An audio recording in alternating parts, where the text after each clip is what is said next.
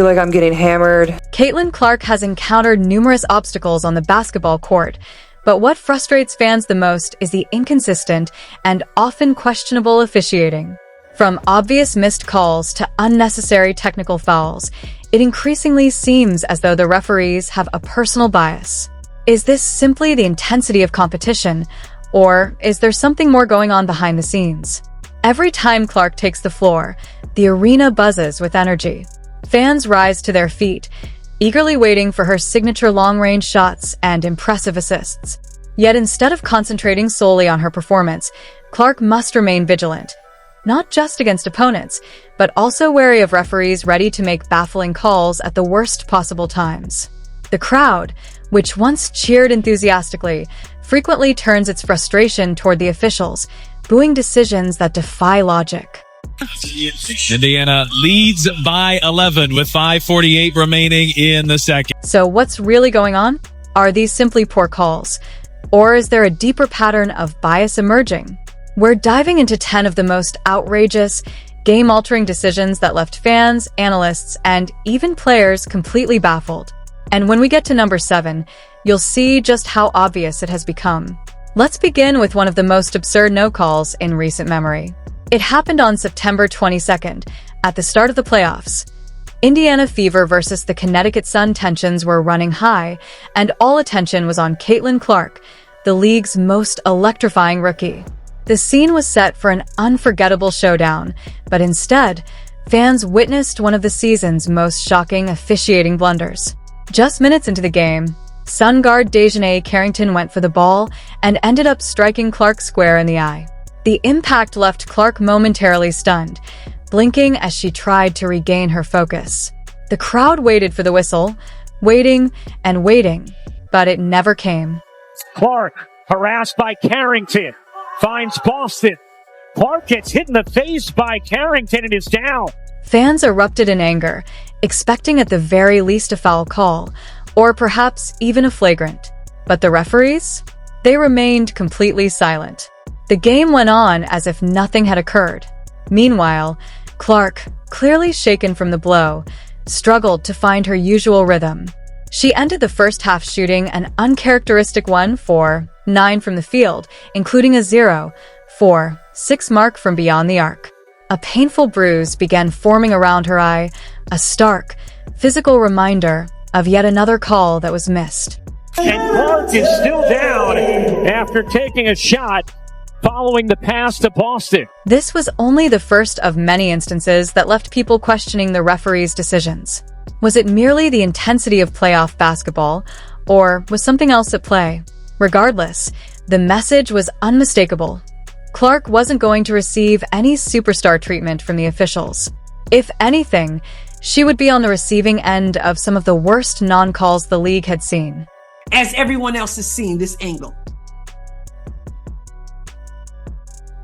I'm calling her in, and I'm saying to her, I need answers. Fans erupted in outrage, flooding social media with demands for the league to take responsibility.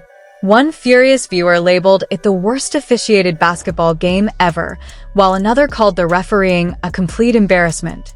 Despite the growing frustration around her, Caitlin Clark did what she does best, staying focused and continuing to fight through the game. The biased officiating didn't stop there. Throughout the matchup, Clark faced relentless physicality, held, shoved, and struck repeatedly, yet the whistles stayed silent. No calls, no protection, only an expectation that she endure it all. One striking moment came when Marina Mabrey aggressively defended Clark as she went for her first postseason basket. Clark trying to get around Mabrey. Clark to the rim, reverses it home through the contact. Even the game's commentators couldn't ignore the excessive contact, highlighting the obvious fouls. But the referees? Completely indifferent. Clark, however, refused to let the missed calls define her. She found other ways to make an impact, proving once again why she's one of the toughest competitors in the league. Yet this wasn't just about a single game. It was a glaring example of how officiating can influence outcomes and, more importantly, put players at risk. Then came another shocking moment of physicality that left fans questioning where aggressive defense ends and dangerous play begins. This time, it occurred during a matchup against the Connecticut Sun on August 28th. Everything appeared normal until Alyssa Thomas barreled into Clark, delivering a shoulder check that sent the rookie crashing to the floor. Another look here at the heavy contact. The arena collectively gasped in disbelief. The hit was brutal, yet the officials only called it a common foul. Fans were furious. "That's not basketball," one person tweeted, while another described it as a cheap shot, delivered with a blatant shoulder lean. The general consensus? It should have been a flagrant foul, and the failure to call it as such only intensified concerns about WNBA officiating. Even after facing relentless physicality, Caitlin Clark refused to let it rattle her. She shook off the hit, got back on her feet, and immediately went back to work. Her ability to recover and remain focused demonstrated her remarkable mental toughness. Despite the punishment, Clark continued to make an impact, proving why she is one of the league's most determined athletes. There for Alyssa Thomas. Yeah, they're not going to look at this. They might. It's gotten the fans here fired up. Just when it seemed Clark had overcome every obstacle, a new controversy arose, this time from an unexpected source. Picture this: a timeout, a fired-up rookie energizing her fans, and suddenly, a veteran steps in with a blatant shove. How would the referees respond? The matchup against the Seattle Storm on August 18th had already been fiercely contested. As the game neared its climax, Clark stood near the Seattle bench, rallying the crowd and feeding off the electric atmosphere. Then, without warning, Skylar Diggins-Smith moved in. She stepped up behind Clark and delivered a forceful shoulder check, shoving her aside. The arena went from excitement to stunned gasps, quickly followed by a wave of angry boos. And the referees? Once again, they let it slide. No foul, no warning, just silence. The incident immediately sparked a debate about sportsmanship and fairness. Fans swarmed social media demanding answers. "How is this not a foul?" one asked. Another questioned why certain players seemed to escape blatant aggression, while Clark is scrutinized for even the slightest actions.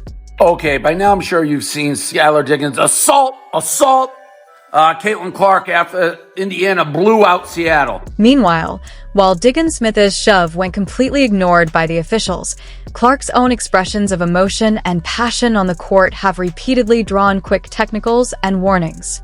This raises the question: was this merely another instance of inconsistent officiating, or is there a deeper problem within the WNBA?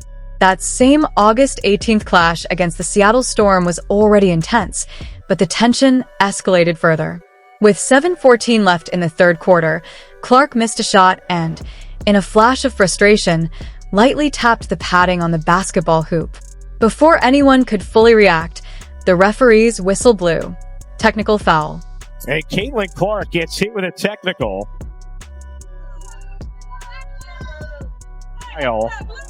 After The call sent shockwaves through the arena. Fans were instantly split.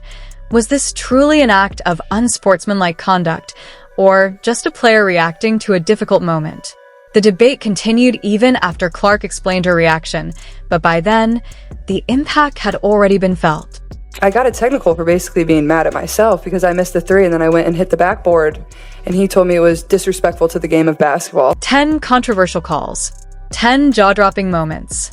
From brutal hits to blatant non-calls, Caitlin Clark has faced it all, but through every challenge, her resilience never wavered.